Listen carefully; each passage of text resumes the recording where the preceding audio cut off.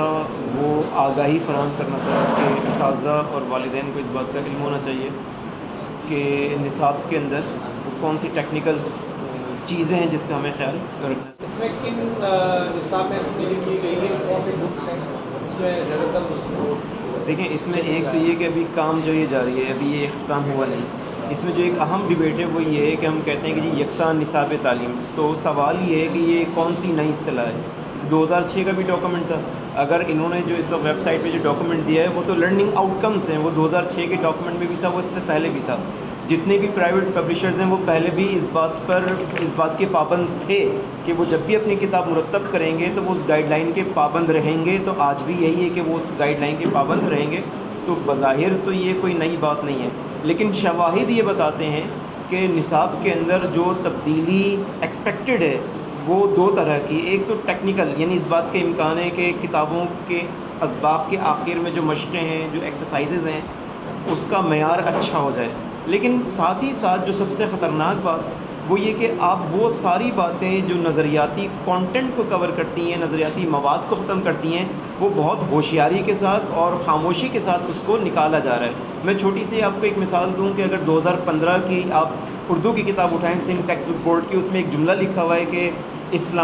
علم جو ہے وہ اسلامی اصولوں کے مطابق عام کرنا ہے، علم کو اسلامی اصولوں کے مطابق عام کرنا ہے۔ جو 2016 کا ورژن ہے اس میں لکھا ہوا ہے کہ علم کو عام کرنا ہے، تو کس کو تکلیف ہوئی اسلامی اصول کے لفظ کو نکالتے ہوئے؟ اسی طرح سے اگر کسی کتاب میں لکھا ہوا ہے کہ چونکہ ہم نے اللہ اور اس کے رسول صلی اللہ علیہ وآلہ وسلم کے احکامات سے روگردانی کی اس لیے غلامی کا طوق ہمیں پہنایا گیا، تو نئے ورژن کے اندر کس کو تکلیف ہوئی یہ جملہ نکالتے ہوئے؟ اسی طرح سے جب آپ اسباق کو دیکھیں گے تو وہ اپنے معیار کے اعتبار سے، اپنی زباندانی کے اعتبار سے، اپنی نظریات کے اعتبار سے شاندار اسباق تھے۔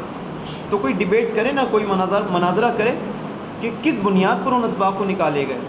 جس کے اندر علم بھی تھا، جس کے اندر ہم ایک کہتے ہیں جی نالج بھی ہونا چاہیے، اسکلز بھی ہونا چاہیے، ایٹیٹیوڈ بھی بدلنے کا وہ ذریعہ بنے، وہ رویوں کو بھی بہتر کرنے کا ذریعہ بنے۔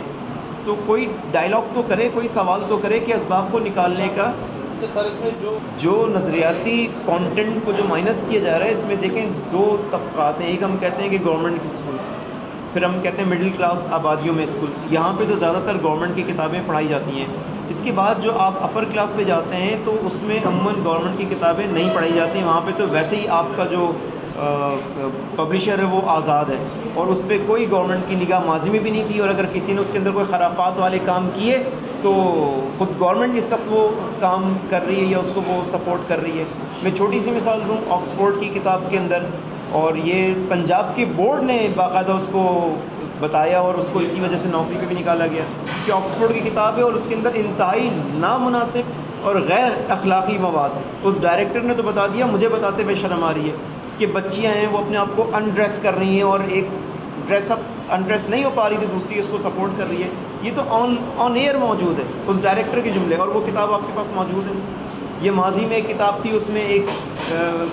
تھا وفادار جانور کتے کے حوالے سے، اس میں کتے کا نام کیا رکھا ہوا تھا؟ سلطان۔ بھائی کوئی اور نام کیوں نہیں؟ میں بھی بہت ساری باتیں کر سکتا ہوں۔ یو کے واحد ملک ہے جو ہڈن کیریکولم کے اوپر بات کرتا ہے۔ ہڈن کیریکولم کا مطلب یہ سبق اور اس کے کچھ مقاصد ہوں گے کہ سبق کے اختتام پر بچہ اس قابل ہو جائے گا، وہ نظر آ رہا ہے، لیکن اس کے پیچھے خفیہ مقاصد کیا ہیں؟ اس کے پیچھے خفیہ مقاصد یہ ہیں کہ اس میں سلطان کا لفظ استعمال کیا گیا کہ جب وہ بچے اپنے اسلاف کے بارے میں سنیں گے، ان کا لقب سنیں گے، تو ان کے ذہن میں امیج کیا آئے گا؟ پہلے مرحلے میں تو ظاہر سی بات ہے گورنمنٹ کی ہی کتابوں میں ہوگی۔ جو پرائیویٹ پبلشرز ہیں اس میں کچھ پبلشرز ہیں جو پاکستان کے استحکام اور نظریات کو سمجھتے ہیں اور اس کا فروغ چاہتے ہیں، تو ایک آدھ پبلشرز کو آپ ہٹا دیں، باقی جو ہیں وہ زیادہ تر آزاد ہیں اور غیر ملکی ایجنڈے کے پر وہ کام کر رہے ہیں۔ اس میں بہت سارے پبلشرز ہیں، ایویڈنس موجود ہیں، ثبوت موجود ہیں۔ آپ نے پبلشر کے بارے میں سوال کیا تو برادر محترم، یہ پاکستان کا ایجنڈا ہی نہیں، پاکستان کے وفاقی سطح کے ادارے جو ہیں یہ ان کی ملی بھگت کا نتیجہ ہے۔ ادر دین گورنمنٹ سیکٹر میں جو بک پبلش ہوتی ہیں، پاکستان کا ایک کہنے کے فارن لانچ ادارہ جس کو بڑی رغبت کے ساتھ ہمارے ساتھی لانچ کرتے ہیں، اس کی سوشل سٹڈی اور سائنس کو اگر مائنورٹی دیکھا جائے تو وہ پڑھانے کے قابل نہیں۔ ایسی اسٹیٹمنٹ وضاحتی پوچھی گئیں